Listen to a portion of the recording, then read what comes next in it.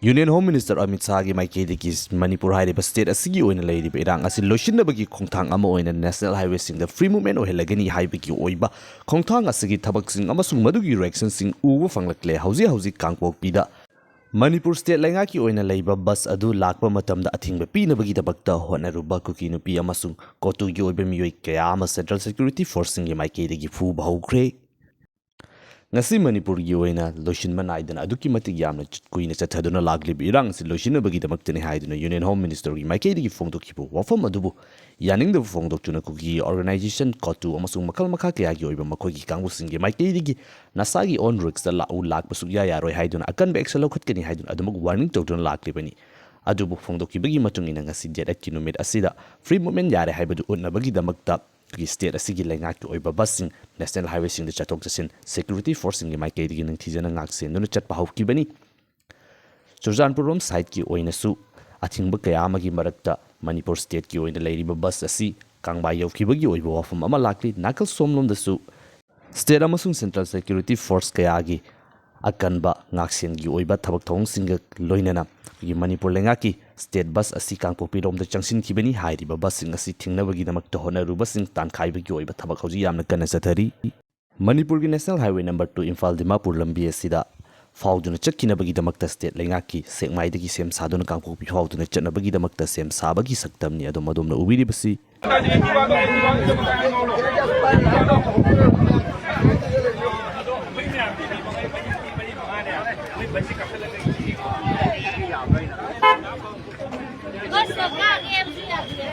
बस कहाँ के याद है बाबा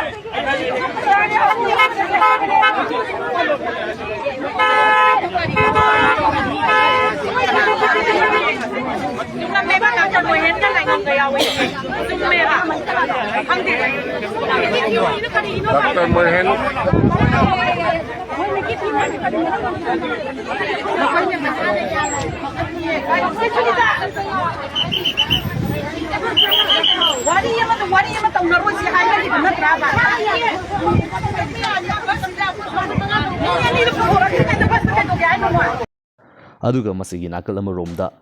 lengaki Maikayadagi tharakliba state asigi oiba bus asibu thingnabagi damakta kotuna sinduna leiriba miyosing asini asomda ubiriba asina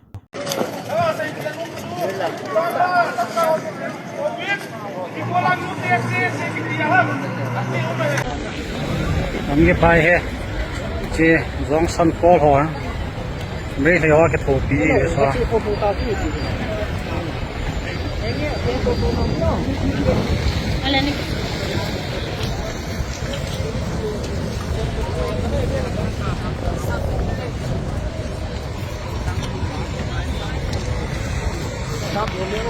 हमके पाए था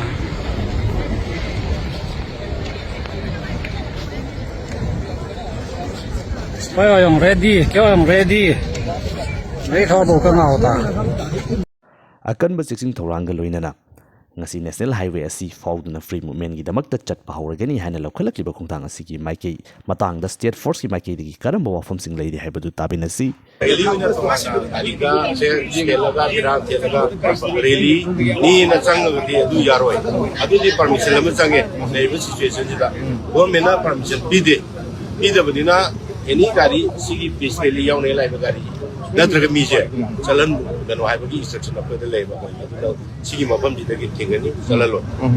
adu mayam gyan ta biro chatkar jo hing matam parga yarga permission parga chapi ko tinjaro hojiki oina di athing balere mayam chapi yaroi aduga government chili biduda yauge gadi ngasaina haijare na ada mabam mama lei adu duda bas kame bas ka biro aduga chapi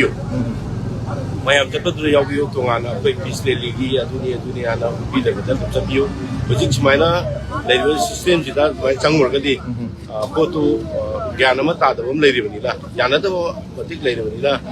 inong nong na makok te hoi film da lak gi situation da pura gadi na apoi da thingo permission yauge har ko adu ko gi foxy mic da ngasi gi release am nganna langthok ki batum leire hadi ko gi march ki tang amagi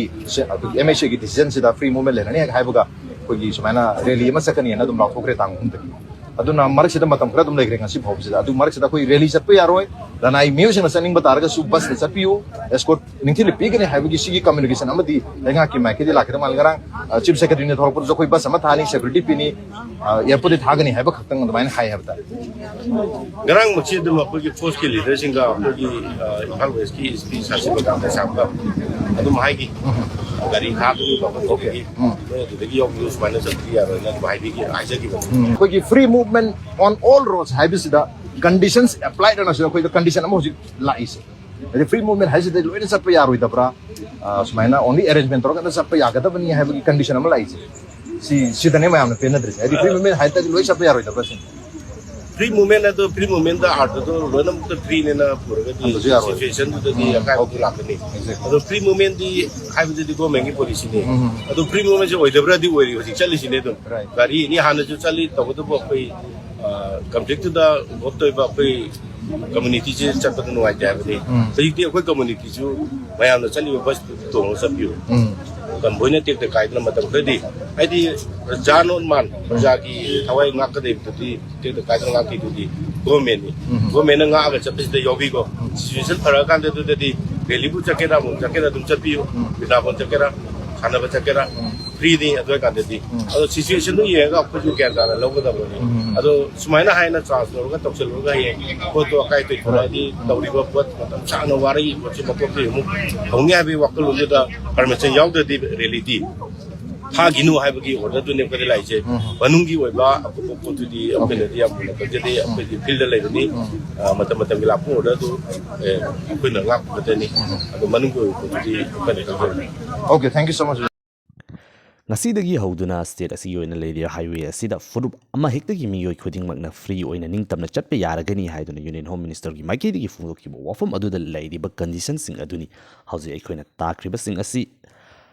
oirakliba condition asina maram oiduna ngasai kasi folks gi oiba miyoi kyamana santi gi paujel gi oiba khongjat ama chatnabagi damakta chayena ba kyama laikibagi oiba wafam adu police gi oiba site tu aikoina tabinare maram aduna hauji oiriba condition asi state ki oina leiriba khagi bus service asi state laingakna on tawba bus ki busing asidi namdana adumak national highway da chatpagi oiba wafam asi adumak leiri kayamuk yamna mai pakadori bage bus adu fauduna chatkraba matungda khagi manipur si free movement oire haibadu yagadori bra yaroi dori bra chaliba khongthang asina kayamuk yamna mai pakadori bano haibadu punam yeng tabinasi mamangda su anirak sukre asumna state laingaki oiba bus asi khagi national highway fauduna chatkani haiduna honaba matamda nakal amarom da Surjanpur side ta chatpatsu fokausal ikai lanthok bangamdana hankiba amasung Kangpokpi rom da lan Nge pai he tanga tong che zong san pol ho sing lai kre adum han me le wa ke to pi sa where people from asida state to bus am ha sisi am kam so mani